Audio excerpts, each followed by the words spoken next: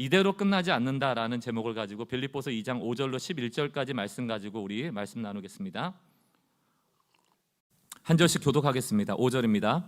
너희 안에 이 마음을 품으라. 곧 그리스도 예수의 마음이니 그는 근본 하나님의 본체시나 하나님과 동등됨을 취할 것으로 여기지 아니하시고 오히려 자기를 비워 종의 형체를 가지사 사람들과 같이 되셨고 사람의 모양으로 나타나사 자기를 낮추시고 죽기까지 복종하셨으니 곧 십자가에 죽으심이라. 이러므로 하나님이 그를 지극히 높여 모든 이름에 뛰어난 이름을 주사 하늘에 있는 자들과 땅에 있는 자들과 땅 아래에 있는 자들로 모든 무릎을 예수의 이름에 꿇게 하시고 함께 있습니다. 모든 입으로 예수 그리스도를 주라 시인하여 하나님 아버지께 영광을 돌리게 하셨느니라. 아멘. 최근에 제가 설교를 준비하면서 이제 빌립보서가 벌이라는 말이 많잖아요. 이제 그런 주제로 설교를 이렇게 준비하다 보니까 저도 이 나이가 돼도 새로운 단어들이 눈에 들어오더라고요. 버림력 이런 단어가 들어왔습니다. 이게 아마 버리는 힘 이런 의미라고 생각합니다. 그 영어 단어 보니까 abstract 이렇게 되어 있던데 이 abstract라는 게 왜 논문 같은 거 쓸 때 전체 논문을 요약하다 이런 거거든요. 줄인다라는 개념입니다. 아마 그런 의미로 버림력, 줄여야 된다, 버려야 된다 이런 것을 강조하는 것 같아요. 근데 여러분 재밌지 않습니까? 그냥 버리면 될 것 같은데 버리는데도 힘이 필요하다는 거예요. 왜 그럴까요? 이 현대 사회가 모으고 소유하고 받고 얻고 이런 데는 익숙하지만 뭐 하나 이렇게 버리는 데는 아까워. 나누는 거 아까워. 힘든 거예요.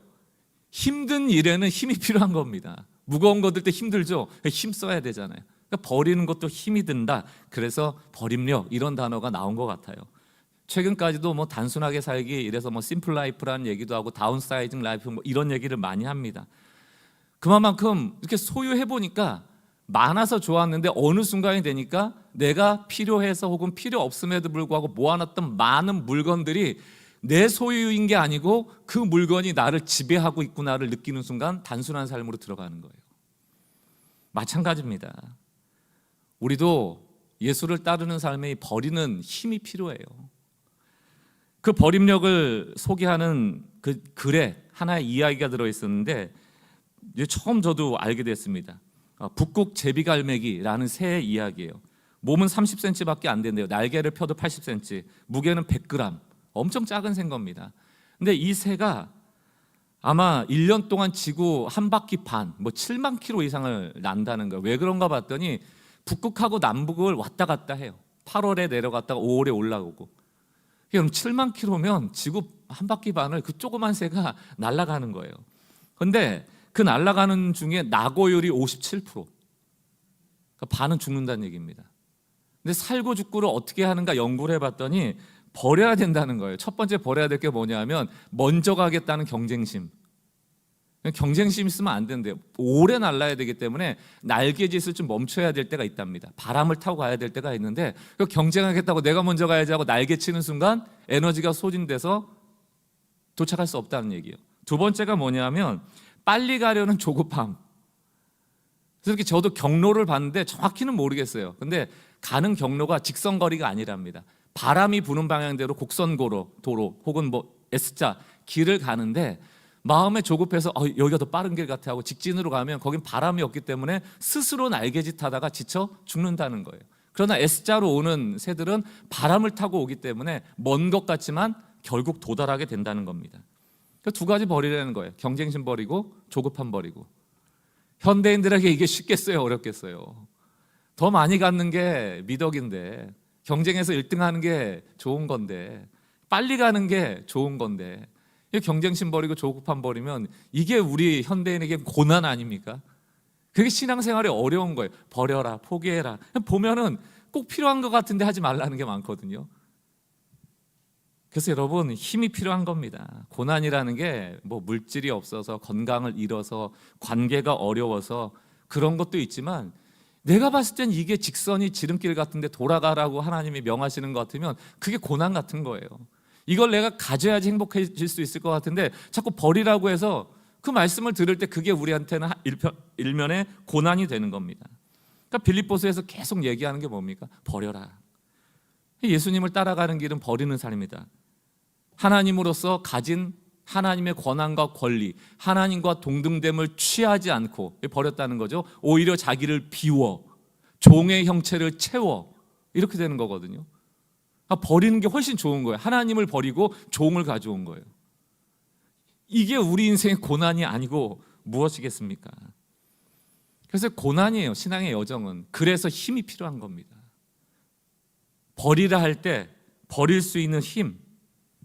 이 부활신앙, 오늘 우리가 고백하는 이 부활절의 부활신앙이라는 게 뭘까? 주님, 십자가에서 그 버림으로 말미암아 하나님의 부활이 있었던 것처럼 우리에게도 그 부활을 기대하며 버릴 수 있는 힘이 필요합니다. 하나님이 주시는 힘이 필요합니다. 우리의 힘만으로 되지 않는다는 것이죠. 우리 신앙생활의 기도도 대부분이 얻고 되고 받고 이런 거예요. 이루어 주옵소서, 되게 해 주십시오, 주십시오. 기도를 통해서 얻게 되고 받게 되고 이루어지게 되면 그걸 은혜라 여기다 보니까 반대로 얻지 못하고 받지 못하고 되지 못하면 내가 은혜 받지 못한다고 생각하는 거예요. 하나님이 날 저주하시나? 나와 함께 하시지 않느나? 오해하게 되는 겁니다. 근데 우리가 얻는 것 중에 하나님께서 복 주셔서 얻는 것도 있지만 우리가 억지로 얻어내는 것도 많거든요. 필요 없는데 얻는 것도 많거든요. 그런데도 얻으면 좋다. 그러니까 다 기복적으로 신앙이 빠지게 되는 거예요. 그러나 성경에서는 포기하고 버리고 참고 인내하는 신앙을 우리에게 아주 많이 요구합니다. 성경에 굉장히 많이 적혀져 있거든요. 그러나 우리는 높아지고 얻고 받고 영광 취하고 이런 건 좋아하지만 고난, 그것은 싫어할 뿐만이 아니고 하나님 안 계시나 하는 절망의 자리까지 우리를 인도해 버리거든요. 근데 로마서 8장을 보십시오. 16절. 성령이 친히 우리의 영과 더불어 우리가 하나님의 자녀인 것을 증언하나니. 하나님의 자녀가 됐어요. 마귀의 자녀에서 지옥불 가야 되는데 천국의 유업을 얻는 하나님의 자녀가 됐습니다. 17절. 근데 자녀면 또한 상속자 곧 하나님의 상속자요 그리스도와 함께한 상속자. 여기까지 좋단 말이에요. 할렐루야예요. 이걸 왜 기도하고 우리가 그런 소속이다 그런 신분이나 너무너무 좋아하다가 그 뒤에 우리가 그와 함께 영광 받기 위하여 고난도 받아야 된다. 이거 잘 안 읽는 거죠. 어찌 우리가 진리를 가위질할 수가 있습니까? 이거 진리를 받아야죠. 그럼 도대체 왜 사도 바울은 로마서를 쓸 때 영광만 얘기하는 게 아니고 고난도 얘기했을까? 너무 당연한 겁니다. 이거는 사도 바울의 시대뿐만이 아니고 2000년 예수를 믿는 기독교 역사뿐만이 아니고 오늘날도 똑같아요. 예수 믿으면서 하나님을 믿으면서 무슨 질문 자주 하십니까? 왜 예수 믿는데, 왜 교회 가는데, 왜 하나님 믿고 내가 이렇게 열심히 기도하는데 나한테 고난이 있냐? 이 질문은 퇴고 이래로 있어 온 질문이에요. 똑같습니다. 바울 선생님, 도대체 예수 믿고 있는데 제가 하나님 잘 믿고 있는데 왜 이렇게 핍박은 계속되고 순교의 위협은 끊어지지 않고, 지금 이 시대가 우리와 같은 시대가 아니거든요. 마음껏 예수 믿을 수 있던 시대가 아니고 유대인 사이에서 기독교를 믿는다, 예수를 믿는다는 것은 그 공동체에서 벗어나는 거예요. 힘든 삶을 선택하는 겁니다. 뿐만 아니고 사자밥으로 네로 시대에는 뭐 우리 너무 잘 아시잖아요. 그걸 놓고 누가 환영하고 박수 쳤겠냐고요. 예수 믿는데 사자굴 가고 예수 믿는데 공동체에서 쫓겨나고 고난 아니에요? 거기에 대해서 답을 달라 할 때 사도 바울은 그것을 외면할 수 없었고 하나님이 우리에게 주신 진리를 가지고 그들을 가리키는 겁니다. 저도 설교 댓글 보면은 대부분이 뭐 좋은 분들이시지만 왜 이런 질문하는 줄 알지만 제가 드릴 대답은 로마서 8장밖에 없습니다. 하나님의 자녀요, 상속자 곧 그리스도와 함께 상속자이면 그의 영광과 함께 고난도 받아야 할지. 물론 이 고난은 우리가 우리의 탐욕으로 인하여 자초한 고난을 얘기하는 건 아닙니다. 그리스도의 고난, 우리도 비우고 포기하면서 세상의 방식과는 달리 살아갈 때 찾아오는 고난, 그 그리스도의 남은 고난을 우리의 육신에 채우는 그 고난을 말하는 것이죠. 그러므로 고난은 하나님의 부재라든가 하나님이 저주라든가가 아니고 하나님이 함께 하시는 오히려 확실한 증거입니다. 그래서 사도 바울은 그 고난당하는 게 당연해 라고 하면서 17절까지 얘기하면서 18절 뭐라고 얘기하는가? 생각하건대, 나는 늘 생각한다는 거예요. 여러분, 우리 신앙생활도 진리를 늘 생각하셔야 됩니다. 우리의 심령의 비석에 새겨진 말씀을 매번 꺼내셔야 돼요. 생각해야 돼요. 생각하건대 현재의 고난은 장차 우리에게 나타날 영광과 비교할 수 없다. 그럼 여러분, 버림력, 다시 말하면 우리가 예수를 따르는 삶을 통하여 찾아오는 고난을 이길 힘은 어디로부터 오는 겁니까? 소망에서 오는 거예요. 그 신앙생활은 영적인 산수라니까요. 오늘의 고난과 우리가 상속자로 받을 위협과 우리가 선택하는 이 땅의 방식으로 사는 것과 예수 그리스도의 삶의 방식으로 사는 것이 주는 유익과 계산해야 되는 거예요. 생각하라. 예수를 깊이 생각하라. 소망은 보이는 게 아닙니다. 잡혀지는 것도 아니에요. 그래서 믿음은 바라는 것들에 대한 실상이다 이렇게 얘기하잖아요. 믿음은 소망이라니까요. 믿음은 소망입니다. 기다리고 인내할 줄 아는 게 믿음이에요.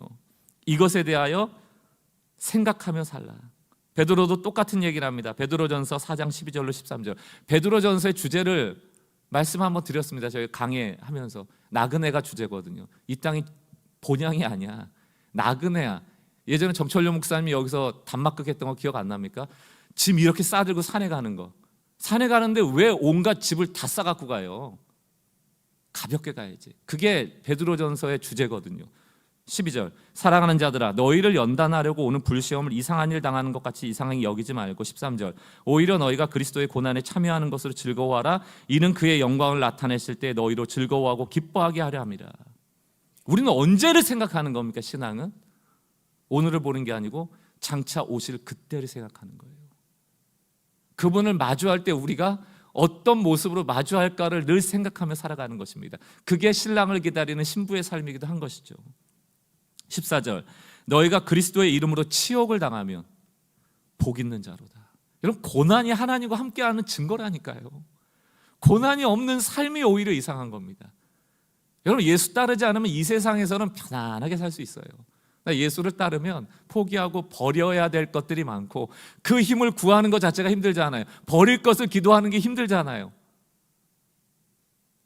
그러나 치욕을 당하면 복 있는 자로다. 영광의 영 곧 하나님의 영이 너희 위에 계심이라. 하나님이 계시는 증거가 복입니까?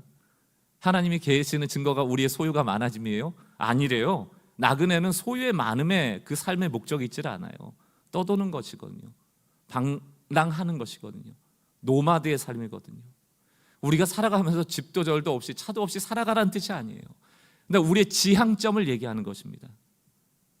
지난 고난주간 때도 오스기니스라는 그 사회학자 얘기를 했지만 위대한 상승, 이게 세상의 세계관이거든요. 그러나 십자가의 세계관은 위대한 하강이에요. 하강이 위대할 수 있다는 겁니다. 왜? 하나님이 기뻐하시는 삶이기 때문에.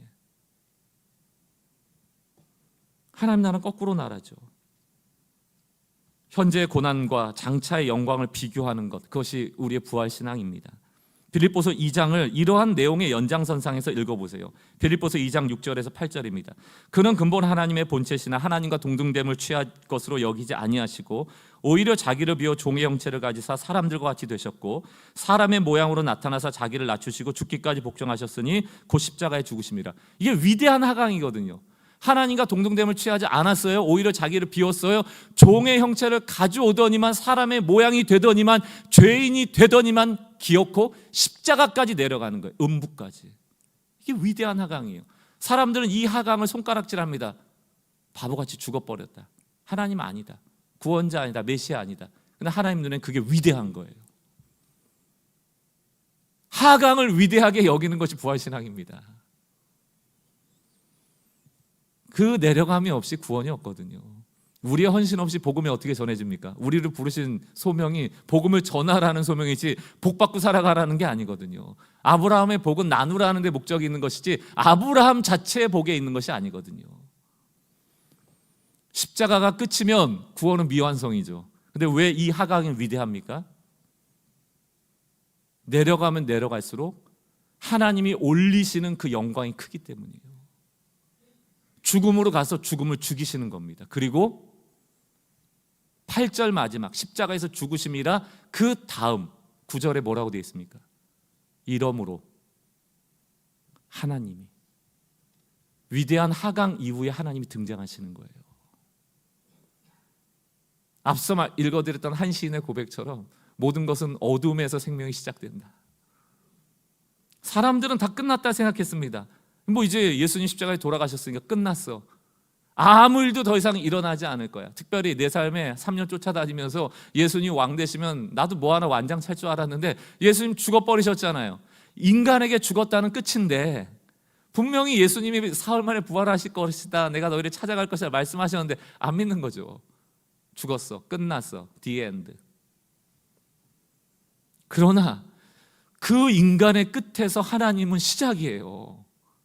9절, 예수가 죽었어, 위대한 하강이 시작됐어, 위대한 하강이 완성돼서 이제 내가 나타날 차례고, 그러므로 죽기까지 복종하심으로 인하여 그 고난을 선택함을 통하여 그 버리는 힘을 가지고 힘을 내어 순종함을 통하여 하나님이 등장하셔서 이제 하나님이 주어가 되시는 거예요. 하나님이 그를 지극히 높이시고 모든 이름에 뛰어난 이름을 주시고, 인간의 절망이 하나님의 희망입니다. 인간이 끝이다 할 때 하나님의 시작이고요. 이게 부활신앙입니다. 우리도 이런 일 많이 만나잖아요. 하나님께 순종하려다 보면요, 자존심 상하고 치욕스럽고 이게 맞나 싶고 나만 이렇게 살아야 되나, 이 마음이 와야 정상이에요, 여러분. 그 하기 싫죠.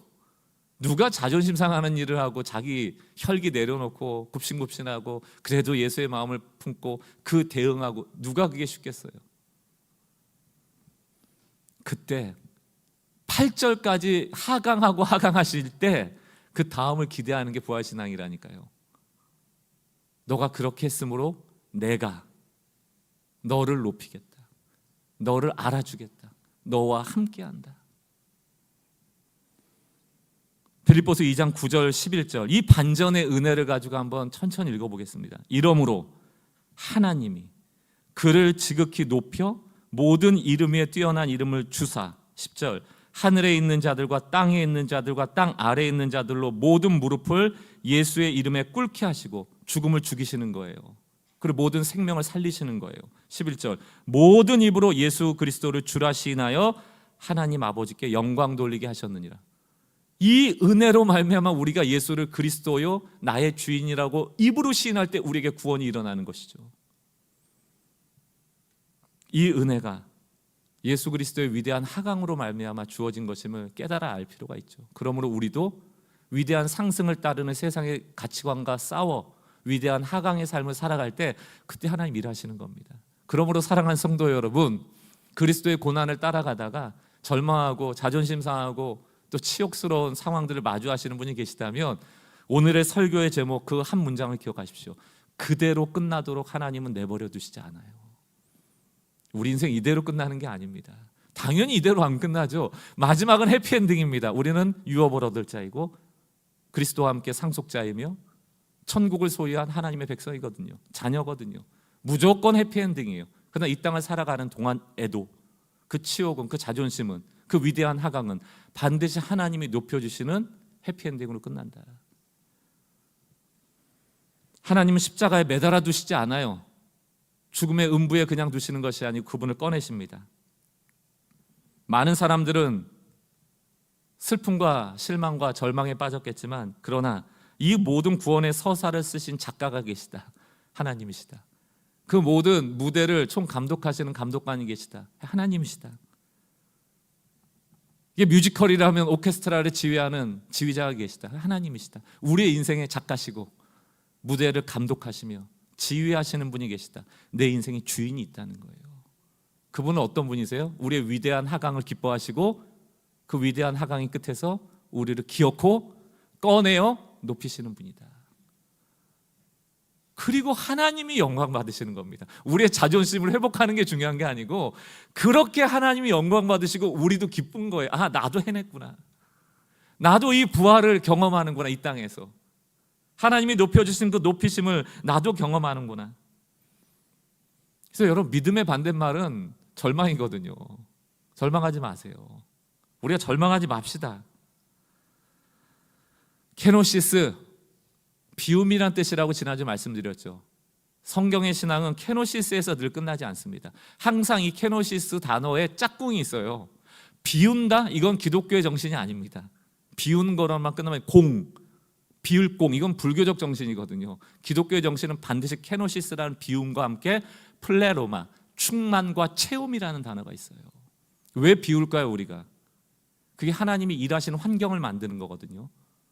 하나님이 일하실 수 있어야 되는데 여기 허영으로 말미암아 쓸데없는 것들이 가득 차 있으면 하나님이 역사하실 수가 없죠. 하나님의 역사를 구별해낼 수가 없죠. 그러나 나를 비울 때 하나님이 우리가 가지려는 것보다 훨씬 더 좋은 것들로 채우신다. 이게 플레로마거든요.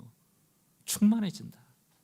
이것을 기대하는 사람은 자기 거 쓸데없는 거 가지고 허영심부려서 공동체 안에 다툼을 일으키는 자가 아니고 자기를 비움으로 늘 하나님의 영을 충만케 하는 자들인 것이죠.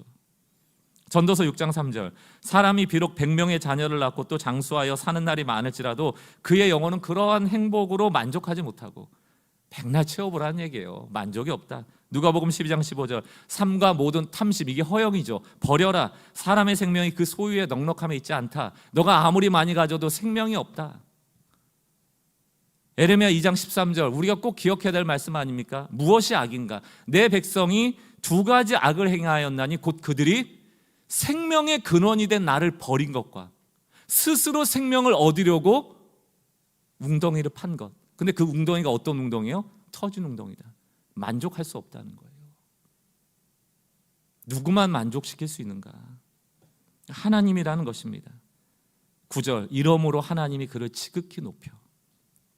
저는 우리의 인생도 빌립보서 2장 5절에서 8절로 끝나지 않는다고 생각합니다. 그럼 너무 힘들죠. 십자가에 가만히 있어, 음부에 있어, 그렇게 평생 살아야 돼. 그걸 하나님이 기뻐하시는 게 아니에요. 고난은 하나님의 본심이 아니라, 본심이 아니거든요. 오히려 그 자리까지 내려갈 때 하나님의 영광을 드러내시기 위하여 우리를 때로는 위대한 하강에 두실 때가 있다. 어떤 문제로 우리가 절망하고 있는지는 모릅니다. 그러나 나의 끝이 하나님의 시작이며 십자가에 매달아 두시는 분이 아니고 반드시 부활시키시는 하나님이시며 우리의 인생도 이대로 두시는 분이 아니고 믿는 자 위에, 소망하는 자 위에 소망대로 되어지는 은혜 베푸시는 하나님이십니다. 한번 따라합시다. 나의 끝이 하나님의 시작입니다. 이게 부활신앙인 줄 믿습니다. 결론을 맺으면서 제가 언젠가 읽었던 글인데 잘 못 찾겠더라고요. 근데 내용이 이런 거예요. 어떤 기도 많이 하는 그 권사님인지 하는 분에게 어떤 자매가 상담하러 갔다는 거예요. 뭐 이런저런 얘기를 막 했는데 그 권사님이 그 자매한테 하는 얘기가 우리 3일 동안만 기도해 보자 그러더래요. 그래서 권사님 왜 3일입니까? 그 3일 동안 무슨 변화가 있겠습니까? 3일 뭐 기도한다고 뭐가 바뀌겠습니까? 그랬더니만 그 권사님이 아니 예수님도 3일 동안 빈 무덤에 계셨는데 하나님이 부활시켜주지 않았냐? 그러니까 3일 동안 뭐 역사가 일어나지 않겠냐? 이런 얘기 했다는 거예요. 얼마나 황당한 얘기예요, 여러분. 여러분 중에 3일만 되면 문제가 탁탁탁 해결돼요. 지금 3년, 30년째 문제가 안 해결되시는 분도 있을 겁니다. 사랑하는 성도 여러분, 모르겠어요. 왜 안 해결시켜 주시는지, 왜 우리가 바라는 대로 안 되는지 그거야 우리가 알 수 있겠습니까? 그러나 제 신앙의 경험으로 미뤄 비춰보면 3일 동안 침묵하며 그분의 일하심을 기대하잖아요. 그러면 반드시 오는 응답 하나는 있습니다. 하나님 여러분에게 찾아오실 거예요. 말씀하실 것입니다. 내가 너와 함께한다. 빈 무덤에도 하나님 함께 하시고 그분의 시선은 그 빈 무덤을 떼시질 않아요. 지키고 계시다니까요. 역사하고 계시다니까요. 시간은 우리가 주관하는 게 아니에요. 하나님의 주관에 우리의 삶을 맡기는 것, 그것이 믿음이거든요. 우리는 3일을 못 참아요. 십자가에 돌아가시는 모습 보자마자 절망입니다. 여러분 혹시 기도 제목 있으신 분들 3일 동안 한번 빈 무덤에서 주님의 찾아오심을 경험해 보지 않겠습니까? 그분이 말씀하실 것입니다. 나는 그때도 나 자신을 너에게 내주었고 오늘도 나를 바라는 너에게 나 자신을 준다. 하나님을 주시는 분 아닙니까? 16세기에 아빌라의 테레사라는 갈멜스도원의 원장이 있어요. 뭐 원체 중세 시대는 신비가 많았던 시대이기도 합니다. 이분이 기도하던 중에 손에 못자국 난 그 손에 고통이 오기 시작하는 거예요. 그런 글들이 많거든요. 중세 수도원에는 실제로 예수님의 고통이 체험되는 겁니다. 그리고 하나님의 임재가 너무 강력하게 느껴지는 은혜를 경험하던 중에 자기도 모르게 이런 얘기를 했다는 거예요. 하나님 그만요. 이제 은혜 그만 주셔도 돼요. 막 너무 많은 은혜가 충만하게 오니까 그냥 나는 하나님이 나와 함께 하시는 것으로 충분합니다. 아빌라 테레사가 죽은 후에 그 아벨레아의 테레사가 썼던 글 중에 이런 시가 있거든요. 하나님, 나는 하나님으로 충분합니다. 제가 그래서 고난주간 동안 이 글을 읽으면서 저도 이제 기도회 하면서 그런 기도를 했거든요. 올 때마다 그 고난주간 기도회 때 다른 어떤 것 말고 그냥 하나님으로 충만해진 적이 나도 있거든요. 청년 시절에. 왜 청년 시절에 뭐 가진 게 있습니까? 아무것도 없어요. 오히려 청년 시대가 은혜 받기 좋아요. 뭐 가진 게 있습니까? 버릴 게 있습니까? 그 경험이 불현듯 생각나면서 왜 지금은 그 기도를 하지 못할까? 왜 못하는 줄 아세요? 이게 버릴 때 일어나는 일이거든요. 우리가 가진 게 너무 많은 거예요. 너 이건 내놓고 내가 하나님의 임재를 줄 테니까 이거 한번 내놔 볼래? 우리가 못 내놓을 게 많아요. 정말 오늘 우리가 성찬도 있습니다. 다른 어떤 은혜 말고 하나님이 그분 자체가 나를 찾아오신다는 것, 그것이 응답이 되어지지 않겠습니까? 하나님이 나를 보고 계시는데 이대로 내버려두지 않는 분이면 우리가 빌립보서를 통해서 보았다면 아, 하나님 저를 지켜보고 계시는군요. 저의 상황을 알고 계시는군요. 하나님을 느낄 수 있게 하시니 감사합니다. 하나님으로 충분한 인생 될 수 있도록 저를 이끌어 주십시오. 이 고백이, 이 힘이 결국 버릴 수 있는 힘이 되는 거예요. 성찬 오늘 하면서 다른 어떤 기도 제목 말고 주님 버림력을 주십시오. 그리고 하나님이 채워주십시오.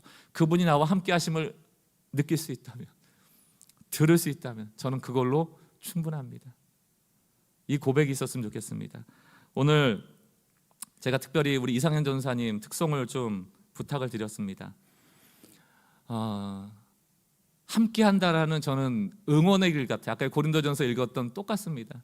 고난에 참여하는 자들이 여기 그 고난에 참여하는 사람들이 다 똑같습니다. 상황이 인생 살아가면서 고난 없는 인생이 없어요. 근데 이 찬양이 요 근래 이제 발매가 됐어요. 우리는 뭐 아는 찬양입니다만, 근데 응원가 같았습니다.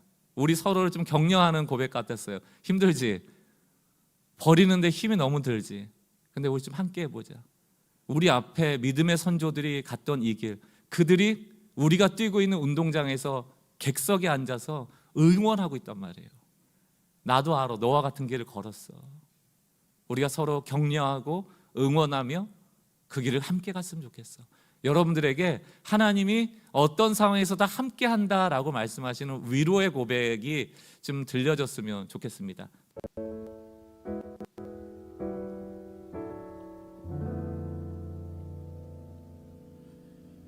오늘 걷는 내 길이 평탄하진 않아도 내게 주신 이 소망은 빛을 잃지 않고, 오늘 하루 내 삶이 풍성하진 않아도 내 안에 담은 이 비밀은 가난하지 않네. 착하고 충성된 나의 자녀야, 불러주실 주님을 기대하며 내 앞에 있는 즐거움을 생각하며 주의 말씀에 또 힘을 얻는다. 보이느냐 구름같이 너를 둘러싸고 너를 응원하는 허다한 증인들의 모습이 인내로서 내게 맡긴 경주를 마치고 영원한 나의 즐거움에 참여할 그날까지 함께한다.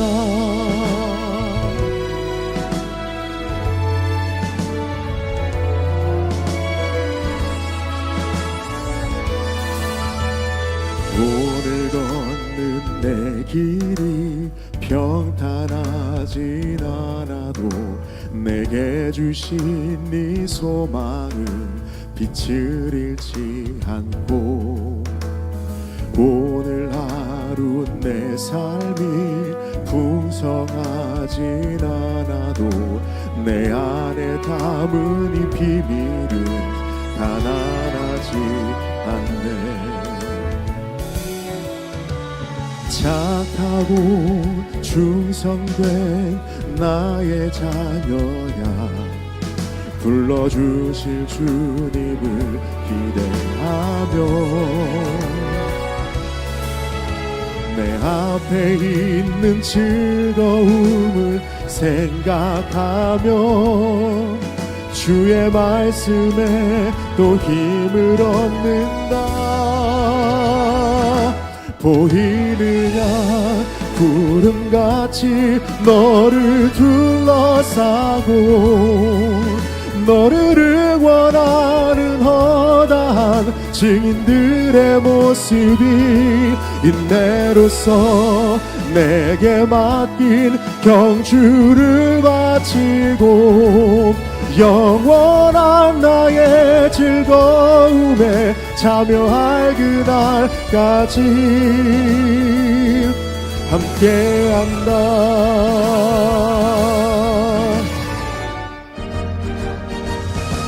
보이느냐 구름같이 너를 둘러싸고 너를 응원하는 허다한 증인들의 모습이 인내로서 내게 맡긴 경주를 마치고 영원한 나의 즐거움에 참여할 그날까지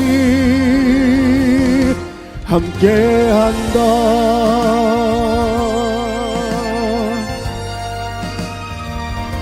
함께한다.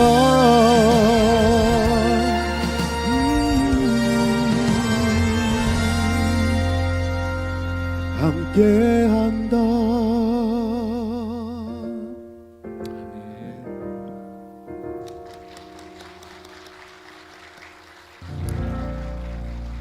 우리 옆에 분에게 좀 격려해 주세요. 하나님이 당신과 함께 하십니다. 한번 인사해 주세요. 예.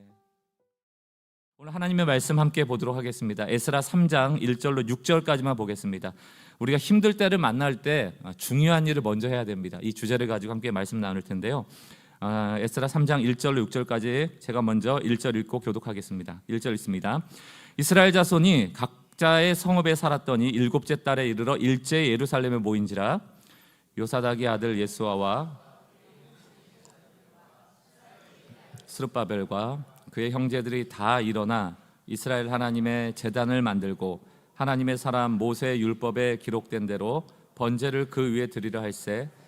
무리가 모든 나라 백성을 두려워하여 제단을 그 터에 세우고 그 위에 아침 저녁으로 여호와께 번제를 드리며 기록된 규례대로 초막절을 지켜 번제를 매일 정수대로 날마다 드리고 그 후에는 항상 드리는 번제와 초하루와 여호와의 모든 거룩한 절기의 번제와 사람이 여호와께 기쁘게 드리는 예물을 드리되 함께 있습니다.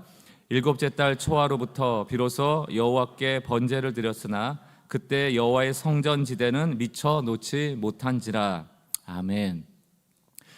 경영학자로 잘 알려진 피터 드러커 너무 잘 아실 겁니다. 이분이 한 얘기 중에 이런 얘기가 있어요. 중요한 일이 3가지 이상이라는 말은 중요한 것이 하나도 없다는 말과 똑같다는 거예요. 중요한 일이 뭐 있니? 라고 할 때 이거 있다라는 것은 중요한 일이 없다는 말과 똑같다. 가장 중요한 일을 먼저 선택하고 가장 중요한 일 그 하나를 먼저 하라는 겁니다. 그 다음은 생각하지 말래요. 가장 중요한 것부터 하나씩 하라는 얘기입니다. 이게 경영학의 원리 아닙니까? 오늘 이 분주하게 살아가는 현대인들에게도 똑같아요. 우리가 얼마나 복잡합니까? 얼마나 많은 일을 만나고 얼마나 많은 사람을 만납니까? 거기다가 내가 계획한 대로만 되질 않아요. 예상치 못한 일까지 끼어들기 시작하면 인생이 참 복잡합니다. 다양하게 처리해야 될 일들이 많아져요.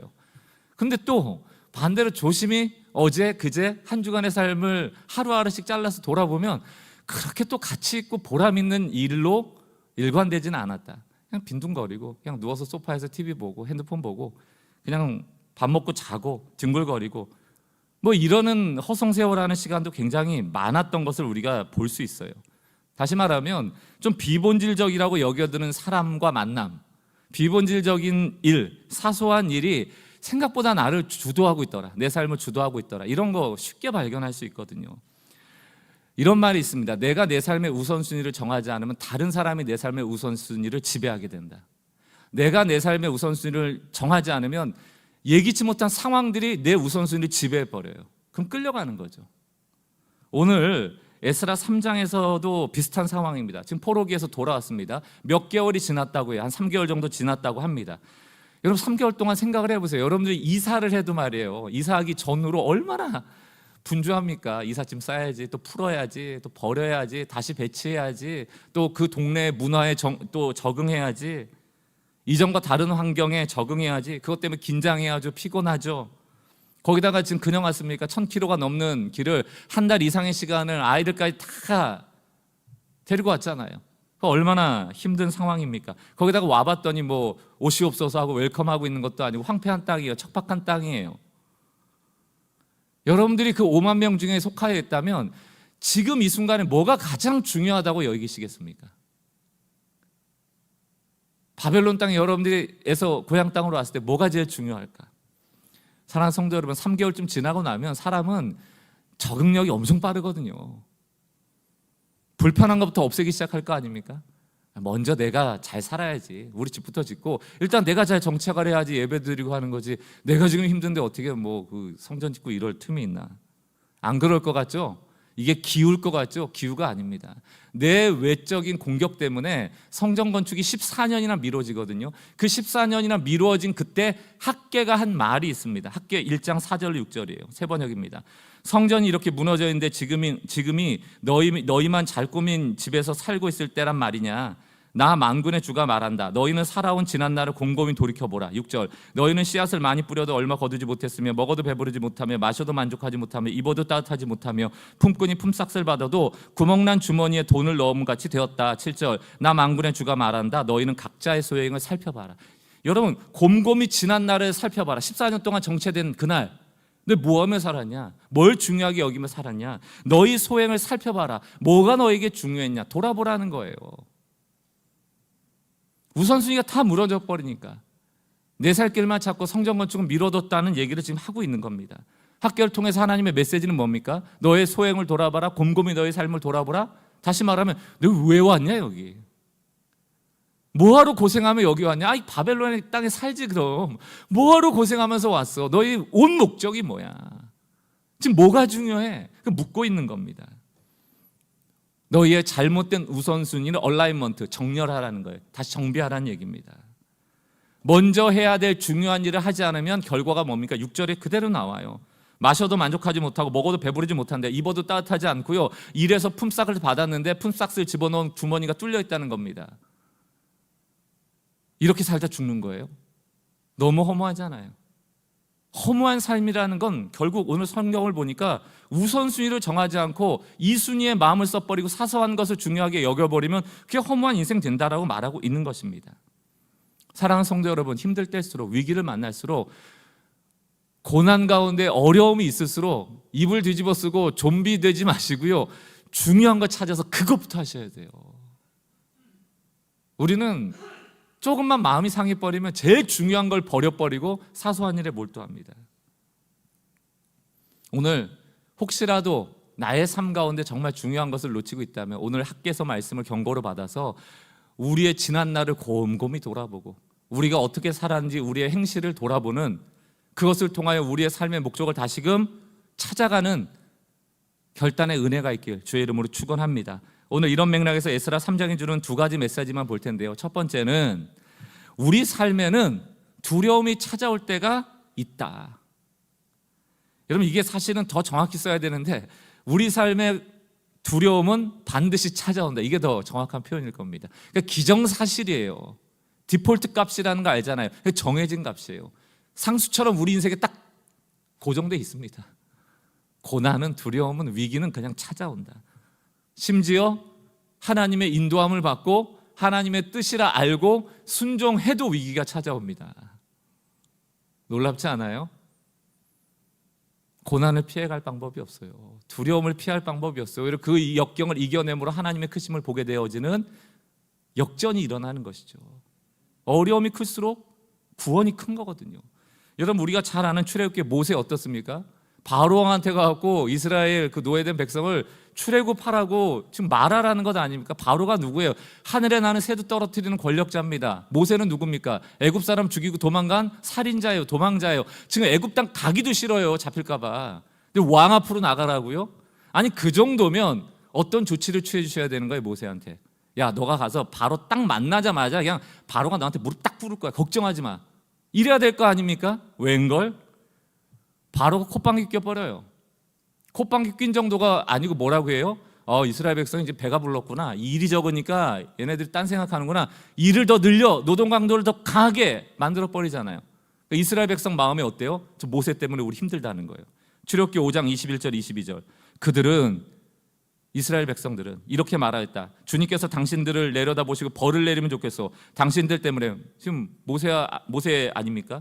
바로와 그의 신하들이 우리를 미워하고 있어. 당신들은 그들의 손에 우리를 죽일 수 있는 칼을 쥐어준 셈이여. 이 말을 듣고서 모세는 주님께 돌아서 호소하였다. 주님 어찌하여 주님께서 이 백성을 이렇게 괴로움을 겪게 하십니까? 정말 왜 저를 이곳에 보내셨습니까? 그 이유 얘기 잘 아시잖아요. 바로한테 가라면 가요 안 가요? 안 가겠다는 거예요. 말이 어눌하고 못 가겠다는 거예요. 두려움이 온 거예요. 아니 하나님이 가라고 그랬는데 두려움이 오는 거예요. 사랑하는 성도 여러분, 모세가 낙심하고 상처받고 하나님의 일을 이룸에 있어서 왜 순종했는데 이 일이 순탄하게 해결이 안 될까? 이런 마음 안 들었겠습니까? 오늘 바벨론 포로에서 돌아온 유다 백성도 비슷한 상황에 봉착합니다. 하나님의 손 아래서 정말 많은 혜택을 누리며 고레스의 칙령으로 잘 돌아왔잖아요. 돌아왔는데 진짜 적은 그 페르시아 바벨론 땅에 있었던 게 아니고 70년 동안 정착했던 사람들이 이들의 적이었던 거예요. 시선이 곱지 않은 거예요. 당연한 것 아닙니까? 유일신을 가지고 왔죠.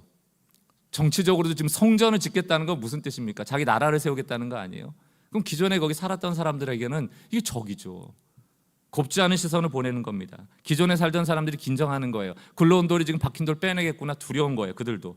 그럼 계속 공격적으로 나오는 겁니다. 그러다 보니까 돌아온 5만 명도 마음에 어떻게 위축이 되는 거예요. 그래서 오늘 에스라 3장 3절에 보니까 뭐라고 되어 있냐면 돌아온 유다 백성, 그 무리가 모든 나라 백성을 두려워했다 이렇게 되어 있어요. 이걸 메시지 성경으로 보면 이렇게 되어 있습니다. 그들은 이스라엘 백성이 아닌 이웃들이 어떻게 나올지 두려워했다. 공격하고 자기들을 죽일까 봐 겁내한 겁니다. 여러분, 신앙을 지키고자 왔단 말이에요.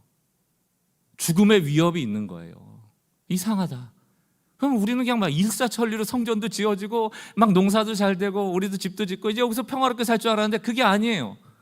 내 외부로 적이 많아요. 14년 동안 성전 건축을 못합니다. 하나님의 인도받고 왔는데 우리 인생은 어떨까요? 마찬가지라니까요. 문제는 없는 게 아니고 뛰어넘어야 되는 것이죠. 요즘 세상에도 여러분 예수 믿는다고 하면 사람들이 대단하십니다 이래요. 아까 경영학자 피터 드러커 얘기도 했지만 1940년 50년대만 해도요, 여러분들 예수 믿는다고 교회 다닌다고 하면 돈을 빌려줬다니까요. 은행이 교회 다니냐고 예수 믿냐고 물어봤다니까요. 지금은 어때요? 제가 교회 재정 좀 빌려갖고 뭐 건축이라도 한다고 은행 가서 돈 빌려달라면 빌려줘요? 안 빌려줘요. 교회를 뭘 믿고 빌려줍니까? 이런 판이에요. 요 근래 국민일보 기사가 나왔습니다. 영국에 대한 얘기인데 기독교인 56% 신앙 지킨 대가는 적대, 소외, 차별. 이게 무슨 얘기입니까? 내가 신앙을 지키겠다고 성경대로 말하고 나의 신앙광을 공개적으로 드러냈단 말이에요. 죄를 죄라고 얘기하고 이거 틀렸다 말하고 정의를 외치고 했단 말입니다. 나 하나님을 믿는다. 예수가 나의 구주다. 난 신앙생활한다. 이렇게 얘기했단 말이에요. 그랬더니만 오히려 적대적으로 나오고 차별하고 소외시키고 왕따시켰다라는 거예요. 그러다 보니까 자기가 떳떳하게 자기의 신앙을 말할 수 있는 사람이 56% 크리스찬 중에 30대로 가면 30%밖에 안 돼요. 뭐 샤이 크리스찬 이런 게 존재하는지는 모르겠습니다만 어쨌든 이제는 뭐 예수 믿는다고 하고 말씀 성경대로 말하면 오히려 사람들이 공격해 와요. 그러니까 우리가 왜 예수 믿는다고 당당하게 못 드러낼 때가 많습니까? 두려움이거든요. 차별받을까 봐, 소외받을까 봐, 적대감을 받을까 봐. 그냥 조용조용 좋은 게 좋은 거야. 넘어가기 쉽잖아요. 복음이 전해지기 어려울 때거든요. 사랑하는 성도 여러분, 신앙생활하는 게 지금 시대에 녹록치 않습니다. 우리 가운데 대놓고 말하진 않지만 두려움들이 늘 있어요. 그런데 이 두려움을 방치하면 안 됩니다. 이 두려움이라는 것은 늘 우리에게 오판을 만들어요. 진실을 왜곡시킨다고요. 두려움이라는 게 그런 겁니다. 시야를 좁힌다는 의미거든요. 넓게 봐야 되는데 이게 이렇게 되는구나 라고 전체를 봐야 되는데, 두려움이 찾아오면 시야가 좁아져 버려요. 일부분을 보게 되고 일부분의 근거에서 판단하고 결정해 버립니다. 잘못된 결정일 때가 많아요. 내가 이렇게 지금 어려움인데 내 앞에 있는 지푸라기라도 잡아야지. 지푸라기는 우리를 지탱하지 못해요. 절벽에서 우리를 구원하지 못해요. 두려움은 그걸 붙잡게 만들어요. 지난 목요일 설교가 뭐였습니까? 여러분, 두려움이 찾아오잖아요. 그럼 내가 급한 마음에 지금 당장 해결할 대안을 만드는데 항상 그 대안은 차선이라는 거예요. 최선이 될 수 없다. 두려움에서 내리는 나의 결정은 늘 차선일 때가 많아요. 차차선일 때가 많고. 그러면 우리가 두려움이 찾아오면 뭐 해야 된다? 하나님께 나가야 된다. 그분에게만 최선이 있거든요. 근데 이게 어려운 거예요, 여러분. 두려울 때 하나님을 찾아가는 것, 두려울 때 가장 중요한 것을 먼저 하는 것, 그게 예배 아닙니까? 하나님 찾아가는 거거든요. 그게 어려워요. 오직 하나님만 능력이시고 우리를 잘되게 하시는 분이거든요. 이사야 말씀 계속 우리가 지난 목요 기도회 때 보았습니다. 그 내용이 뭡니까? 애굽 의지하지 말라는 거예요. 유다 백성들아, 너희가 아수르를 섬기지 않고 반아수르 정책을 핀 건 잘했는데 군사력이 딸리다 보니까 애굽을 다시 의지하게 되는 거예요. 그때 하나님 뭐라고 얘기를 합니까? 애굽은 너희 안 도와줘. 그리고 너희를 잘되게 하지 않아. 도와주더라도 너희를 위한 게 아니야. 결국 애굽을 위한 거지. 누구만 너희를 잘되게? 하나님만 너희를 잘되게. 이사야 30장 5절입니다. 쓸모없는 백성, 이게 애굽이거든요. 제 해석으로 치면 우리가 급한 나머지, 두려운 나머지 선택한 차선들을 얘기하는 거예요. 그건 답이 아닙니다. 지푸라기거든요. 그 쓸모없는 백성에게 오히려 수치만 당할 것이다. 너희는 이집트에게서 아무런 도움도 유익도 얻지 못하고 오히려 수치와 치욕만 얻을 것이다. 지금 당장 해갈의 기쁨이 있지만 소금물은 시간 지나면 또 목마른 거예요. 그게 우상이거든요. 그게 차선이거든요. 지푸라기는 잡으면 안 됩니다. 그러므로 여러분, 오늘 에스라서를 봐야 될 첫 번째가 뭐예요? 우리 인생에 두려움이 있다. 있어요? 그럼 기정이에요.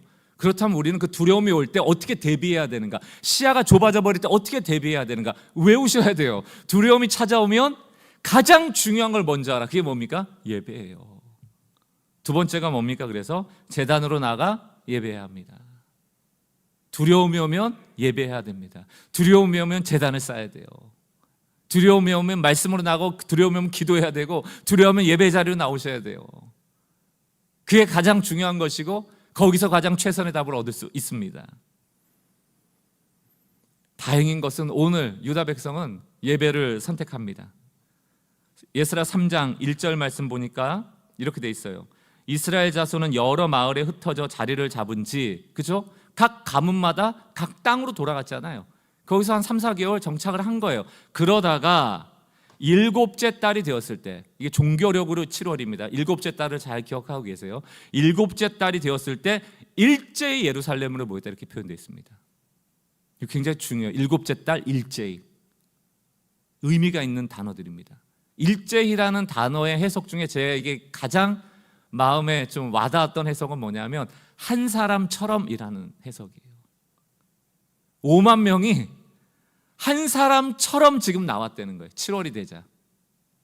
아마도 예루살렘 성전이 있던 터이겠죠. 성전은 없으니까. 일제히 나왔어요. 여러분, 그때 올 때 야, 왜 가는 거야? 뭐로 가는 거야? 왜 가냐? 왜 저기 가냐? 나도 그냥 따라하는 가고 있는데 왜 가는지 모르겠어. 이런 사람 한 사람도 없어요. 아무 말 안 해도 이 사람들이 왜 어디로 가는지 다 알아요. 마치 우리가 축구 경기 볼 때 잘 풀릴 때 어때요? 11명이 각자 자리에 있지만 무르르듯 막 공격이 되고 아주 철저하게 딱 수비가 될 때 한 팀, 원팀이라는 표현을 쓰잖아요.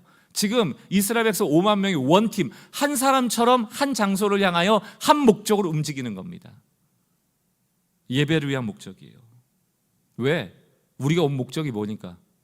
예배하러 왔으니까. 하나님 성전 건축하러 왔으니까. 그 목적을 향하여 다시 나오는 겁니다.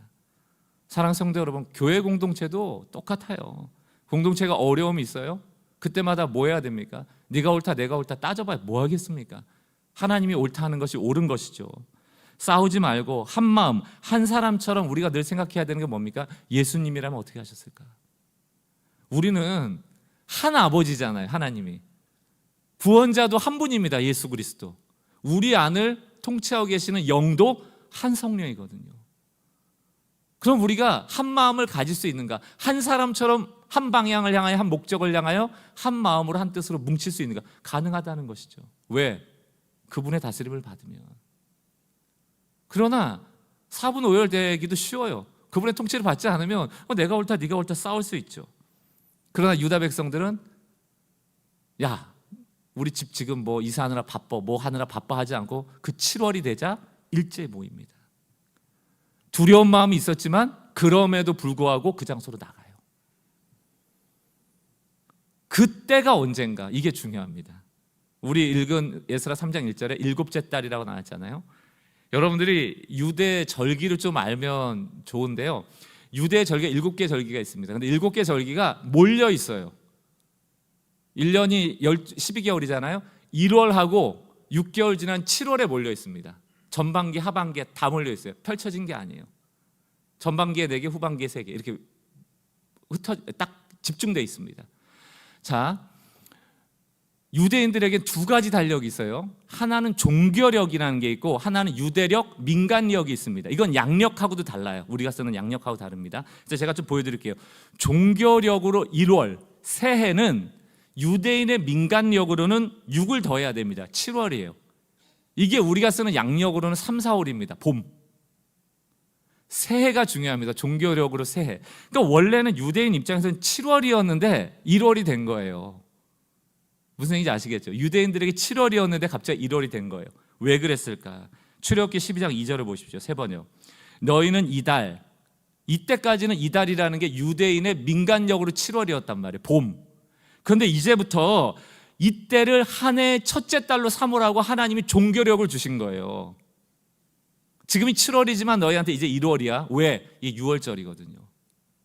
너희가 출애굽하여 이 백성이 새롭게 태어난 달, 그 6월절이 있는 달이 1월입니다. 그게 민간력으로는 7월, 양력으로는 3, 4월이에요. 이해가 되십니까? 지금 들을 때는 고개 끄덕이지만 우리가 수업 시간에도 그랬듯이 하루만 지나면 까먹거든요. 근데 원리만 알고 계세요. 나중에 찾아보면 되니까. 6월절이 너무 중요하기 때문에 새해가 됐기 때문에 이날로 다 몰려 있습니다. 6월절 있고 무교절 있고 초실절 있고 칠칠절 있고 다 같은 절기거든요. 4개가 이 새해 1월에 다 몰려 있어요. 그럼 이제 여러분 테스트를 해봐야죠. 6개월이 지났습니다. 오늘 이제 성경 에스라 나와 있는 게 7월이라고 그랬잖아요. 7째 달. 이게 종교력으로 7째거든요. 그럼 민간력으로는 몇 월이에요? 1월이란 말이에요. 또 새해죠. 민간력으로. 새해가 중요한 거예요. 종교력 새해 중요하고 1월, 민간력으로도 새해 1월이 중요한 거예요. 그때 다 절기가 몰려 있어요. 오늘 에스라에 나와 있는 종교력 7월은 민간력으로 1월 새해이고 양력으로 치면 추수할 9월 10월입니다. 이 종교력 7월에 어떤 절기가 있냐면 나팔절, 새해를 알리는 나팔 부는 나팔절이 있고요. 대속죄일이 있습니다. 그리고 나서 모든 죄를 다 끊어내고 그 다음에 하는 게 초막절이에요. 초막절. 그게 이제 오늘 성경에 이스라엘 백성이 일제히 모여서 예루살렘 터에서 제단을 쌓고 번제를 올려드리는 게 초막절입니다. 그럼 초막절이 뭘까? 7월 15일, 7째 달 15일부터 일주일 동안 있는데 광야 생활 40년 동안 하나님 보호하셨음을 기억하기 위하여 이스라엘 백성이 밖에 나가서 텐트 치고 일주일 동안 지내는 겁니다. 광야 생활 해보는 거예요. 실물 훈련을 하는 거예요. 이때는 또 초막절 외에도 수장절이라고도 부르기도 하는데 이게 뭐냐면 저장한다 뜻이거든요. 추수 때니까 추수한 음식을 저장한다. 풍요를 상징합니다. 초막절, 수장절. 그래서 이 두 가지의 의미를 합쳐보면 첫 번째는 뭐예요? 하나님이 우리를 보호하십니다 라는 제사를 드리는 거고, 또 하나는 우리를 풍요롭게 하십니다 라는 제사를 드리는 게 초막절이에요. 민수기 29장에 가보면 이 초막절의 규모가 그 어떤 절기의 규모보다 컸다라고 표현되어 있습니다. 초막절 기간 일주일 동안만 바쳐진 제물을 보니까 숫송아지가 71마리입니다. 그러니까 매일 드리거든요. 순양이 15마리, 어린 양이 105마리, 순염소가 8마리, 총 합해서 215마리의 제물이 일주일 동안 번제로 태워져요. 제가 설교를 하면서 그런 생각이 들더라고요. 이게 이제 저만의 저급한 생각일 겁니다. 여러분들은 기꺼이 드려야지 이럴 수 있지만 저는 힘들었겠는데. 지금 이게 척박한 땅에서 정착해야 되는데 이 당시에 215마리라는 양이나 염소나 소라는 게 다 뭐예요? 우리는 뭐 짐승이 한 마리처럼 볼지 몰라도 그때는 다 돈이거든요. 농사지을 노동력이거든요. 215마리의 돈이, 노동력이 사라진 거예요. 그럼 농사지을 때 어때요? 더 힘들겠잖아요. 먹고 살 때 어때요? 더 힘들 거 아닙니까? 아니 이게 지금 그러지 않아도 지금 힘들어 죽겠는데 이거 다 드려야 돼요, 여러분? 그때는 그렇게 구약 때는 드렸다 해도 지금은 좀 특별한 때니까 어려울 때니까 좀 줄여도 되지 않아요? 안 속으시군요. 아무도 아멘을 안 하신 거 보니까 아니에요, 목사님. 딱 맞춰 드려야 돼요. 너무 감사합니다.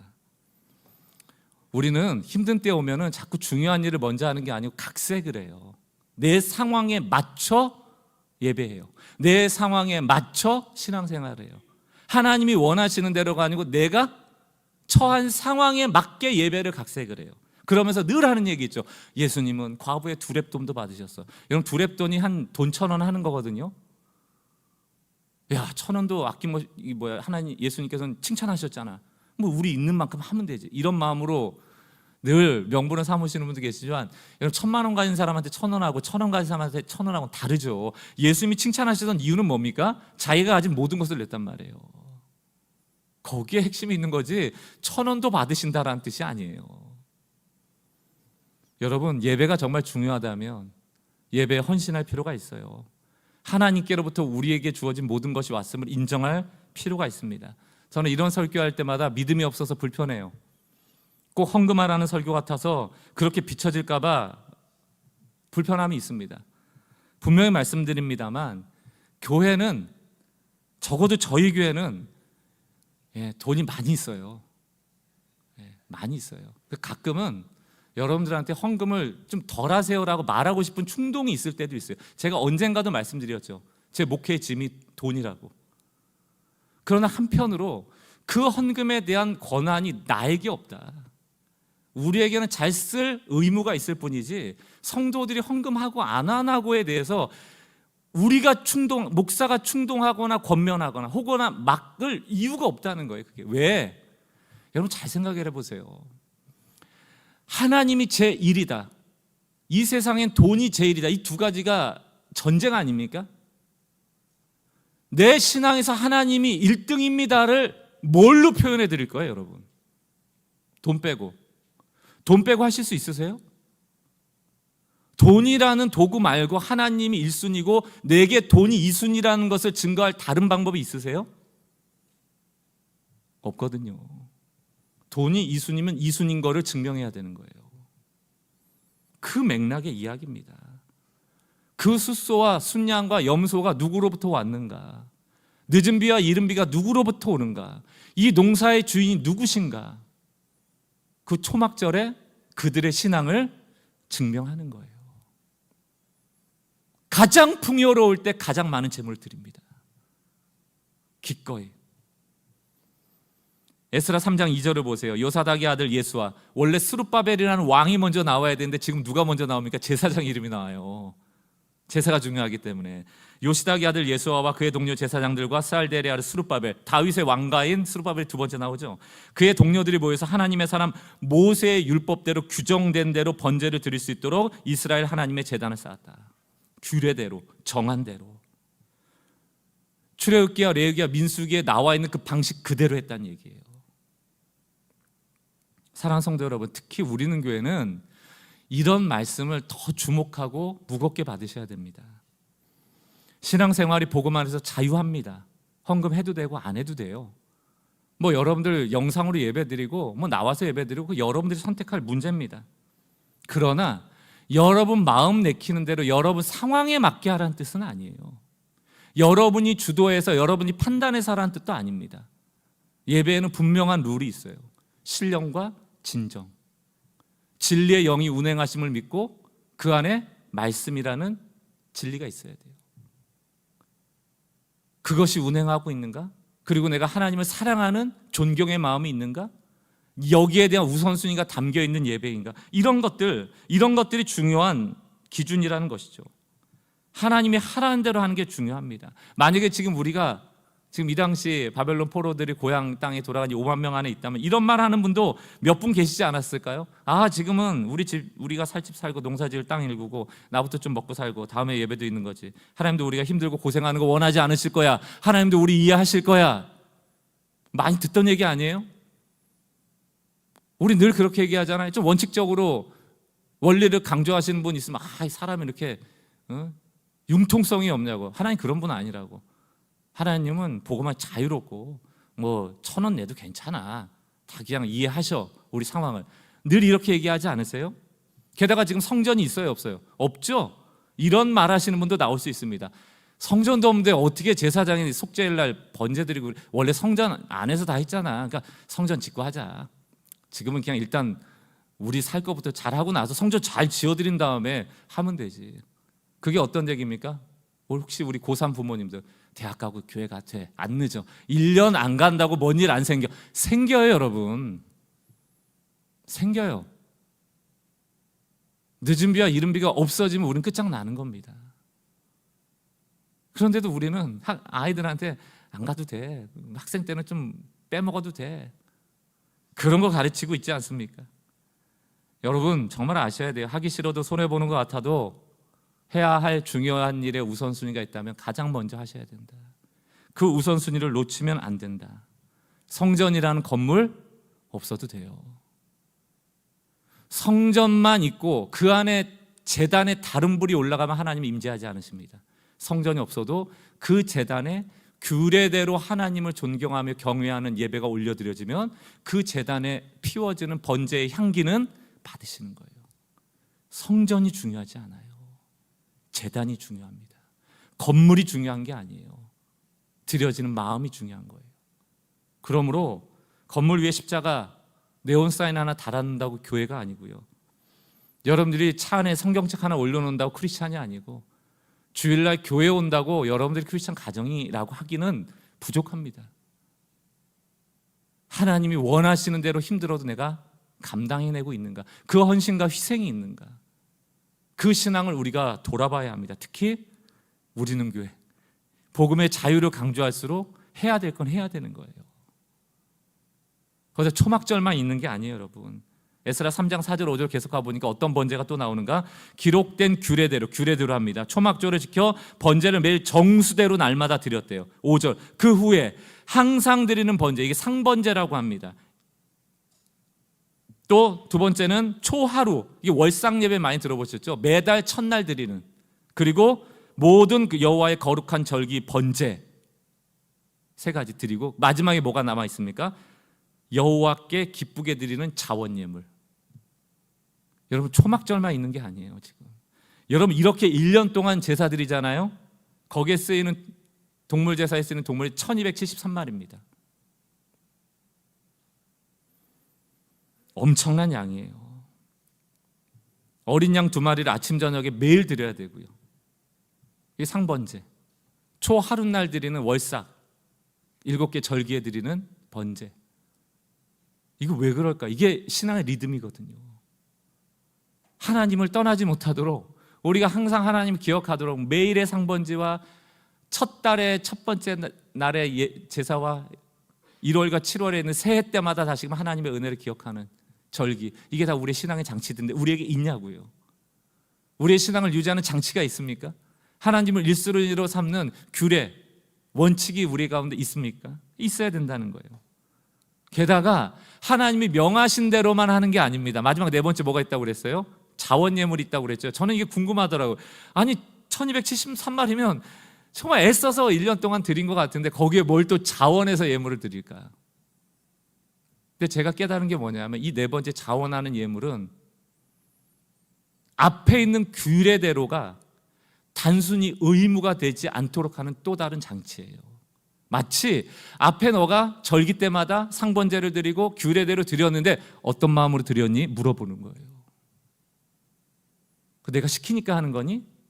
나한테 벌 받을까 봐 하는 거니? 하기 싫은데 하는 거니? 아까운데 하는 거니?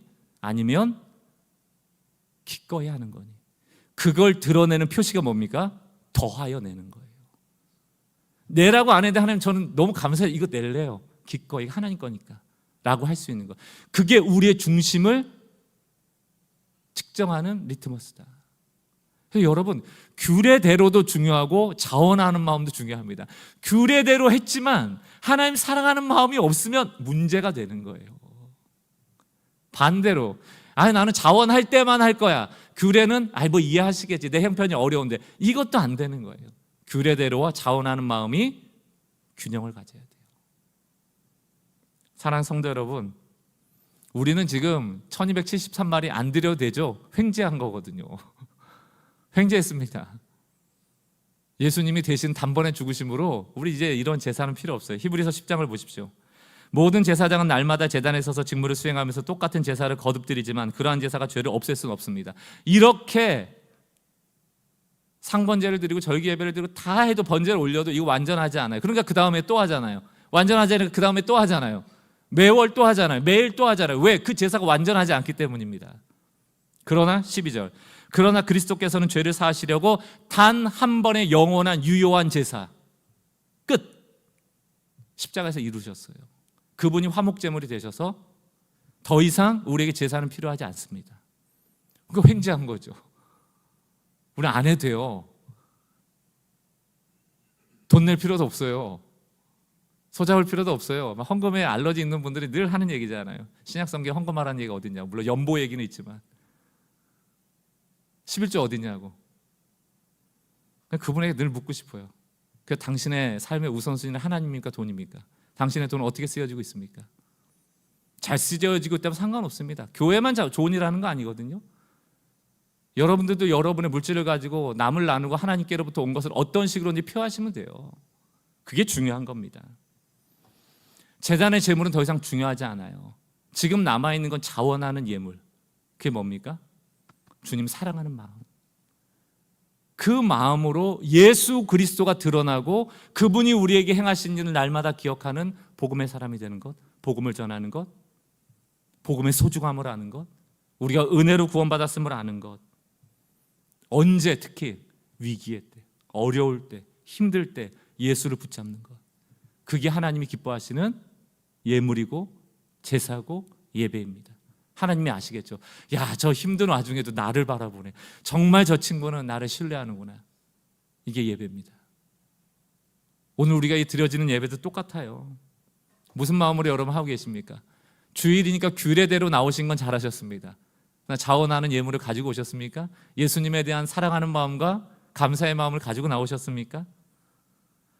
말씀을 정리하면서 그렇게 못했던 한 예, 다시 말하면 지금 에스라, 느헤미야, 또 학계 이런 분들이 다 구약의 마지막 선지자들이거든요. 근데 맨 마지막 선지자는 말라기입니다.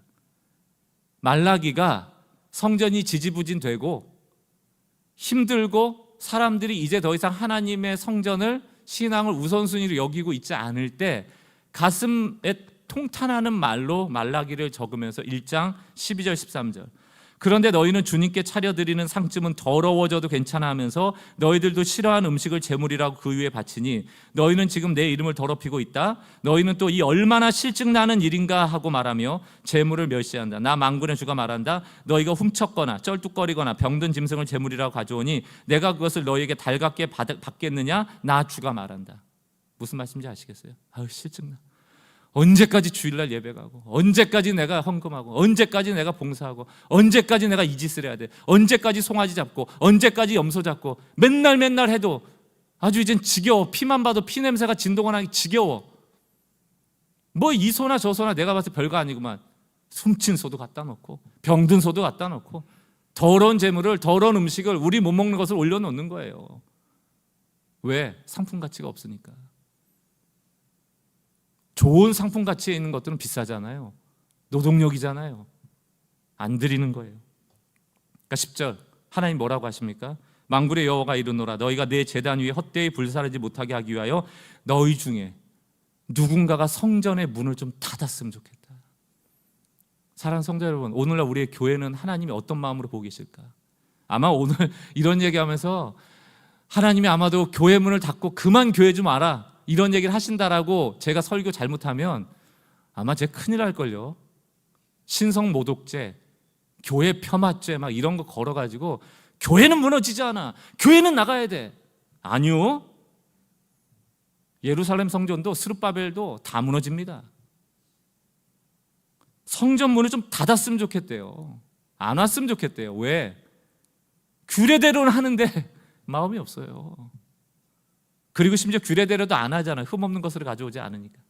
이게 무슨 일입니까? 사랑하는 성도 여러분, 오늘 이 말씀이 우리의 신앙에 많은 도전이 되길 바라요. 우리는 교회가 마음 없는 헌금 많은 교회 되기를 1도 원하지 않습니다.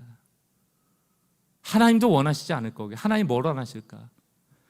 예수 그리스도 그 단번에 영원한 제사로 우리를 구원하신 그 하나님이 드러나고 내 삶에 증거되고 하나님께 영광되어지는 그 마음이 담긴 예배자 한 사람 찾는 거거든요. 여러분, 돈은요, 좋은 일은요, 제가 여러분들에게 가치 있는 일 말하고 함께 십시일반 합시다 하면 나와요. 좋은 일에 돈은 문제가 안 됩니다. 좋은 일에 돈은 문제가 안 돼요. 저는 그렇게 믿어요. 그러나 마음은 돈으로 살 수도 없어요. 사람이 어떻게 할 수가 없어요. 주님 은혜 주셔야 되거든요. 근데 우리 이미 은혜 받았잖아요. 십자가에서. 그 은혜를 날마다 상기할 필요가 있다는 것입니다. 말씀을 마칩니다. 여러분에게 어떠한 위기의 순간이 와도 하나님을 예배하는 우선순위가 놓쳐지지 않길 바랍니다. 안식하고 부활의 날 주님을 바라보는 이 주일의 예배를 목숨처럼 소중히 여기세요. 그리고 하나님이 모든 것의 주인이심을 목숨처럼 소중히 고백하십시오. 마지막으로 여러분들에게 한 주간 기억하시라고 이 조이 선교에서 늘 자기들의 모토처럼 하는 거거든요. 조이, Jesus first. 예수가 첫 번째다. Other second. 다른 사람이 두 번째예요. You, 당신은 third, 세 번째예요. 이렇게 우선순위를 정하고 사는 삶을 하나님이 조이, 기뻐하신다. 이것이 우리에게 기쁨이 되는 삶이다. 예수가 첫 번째 놓여지는 그 성경이 말하는 예배로 회복하시고 그 규례만 의무대로 하는 것이 아니고 나를 구원하신 하나님의 앞에 자원함을 가지고 자원의 예배를 기쁘게 드리는 성도들 되시길 주의 이름으로 축원합니다. 같이 한번 오늘 말씀 붙잡고 찬양할 텐데요. 예수로 충분하다라는 고백입니다. 예수가 first, 우리 인생의 첫 번째가 돼야 돼요. 언제? 특별히 힘들 때, 어려울 때, 다른 차선들이 막 눈에 보일 때 그 차선 지푸라기 잡지 말고 예수께 나가십시오. 그러면 눈이 넓어져요. 그리고 진실을 보게 되고 무엇을 선택해야 될지, 무엇이 잘못되었는지, 어디로 가야 될지 하나님 인도하기 시작합니다. 두려움이 오면 좁아져요. 오판합니다. 예수께 나가는 한 주간 되시기를 바라며 이 고백으로 주님 앞에 우리의 신앙을, 우리의 예물을, 우리의 재물을 올려드리겠습니다. 나는 어린 양으로만 승리하리라. 나는 어린 양으로만 승리하리라. 이미 승리하신 예수, 나의 목자 되시니 나의 목자의 음성만 따라가리라. 나를 이끄시는 대로 주와 함께 가리라. 나의 의는 어떤 모양이라도 버리고 나를 자녀 삼으신 사랑에 감격하며 복음을 누리게 하는 자로 세상 속에서 교회 되리라. 우리의 고백입니다. 주님, 예수로 충분하다. 예수로 충분하다. 내 영혼아, 나의 영혼아, 잘 들으라. 너 예수로 충분하다. 다른 것 붙잡았던 너의 손을 거두어 예수의 옷자락만 다시 한번요. 예수로 충분하다. 이 예배를 주께 드립니다. 예수로 충분하다. 오직 예수. 예수로 충분하다. 나의 영혼아, 나의 영혼아 잘 들으라. 너 예수로 충분하다. 다른 것 붙잡았던 너의 손을 거두어 예수의 옷자락만 붙잡으라. 다시 한번 찬양합시다. 나는 어린 양으로만, 나는 어린 양으로만 아멘. 승리하리라. 이미 승리하셨습니다. 이미 승리하신 예수. 나의 목자 되시니, 나의 목자 되시니 나는 목자의 음성만 목자의 음성 따라가겠습니다. 따라가리라. 나를 이끄시는 대로. 나를 이끄시는 대로 아멘. 주와 함께가. 나의 의는 버리겠습니다. 나의 의는 어떤 모양이라도 버리고 나를 자녀 삼으신 사랑의 감격. 은혜입니다. 은혜입니다. 복음을 누리고 또 누리게 하는 자로 세상 속에서 교회 되리라. 아멘. 예수로 충분하다. 아멘. 예수로 충분하다. 내 영혼아, 나의 영혼아 잘 들으라. 너 예수로 충분하다. 다른 것 붙잡았던 너의 손을 거두어 예수의 옷자락만 붙잡으라. 이것이 나의 간증입니다. 이것이 나의 간증이요. 이것이 나의 찬송일세. 나 사는 동안 끊임없이 예수를 찬송. 예수로 충분한 이것이 나의 간증입니다. 이것이 나의 간증이요. 이것이 나의 간증이요. 이것이 나의 이것이 나의 찬송일세. 나 사는 동안 끊임없이 주님만 바라보겠습니다. 주를 찬송하리로다. 이 시간 두 눈을 감고 기도하겠습니다. 여러분들 결단의 기도, 다시 한번 나의 신앙을 점검하시기 바래요. 학계가 얘기했던 것처럼 지난날을 곰곰이 생각해보고 너의 소행을 생각해보라는 거예요. 너의 삶의 우선순위는 어디 있었니? 물어보시는 겁니다. 특히 힘들 때, 고난이라 여겨질 때 우리는 가장 중요한 걸 먼저 버려버려요. 그리고 시야가 좁아집니다. 그리고 문제가 생기죠. 두려움은 우리를 결코 내버려두지 않습니다. 그래서 주님은 날마다 우리에게 두려워하지 말라고 말씀하시는 것이거든요. 명령하시는 것이거든요. 두려울 때일수록 예배자가 되십시오. 자원하는 마음으로 우리가 받은 구원을 선포하고 찬양하고 기도하고 말씀 보고 예배하는 것, 그것이 주님이 기뻐하시는 일입니다. 우리 마음에 자원하는 심령이 있었는가? 오늘 주님 주시는 마음을 가지고 주님의 임재 앞에 좀 머물러 기도하는 시간 같습니다.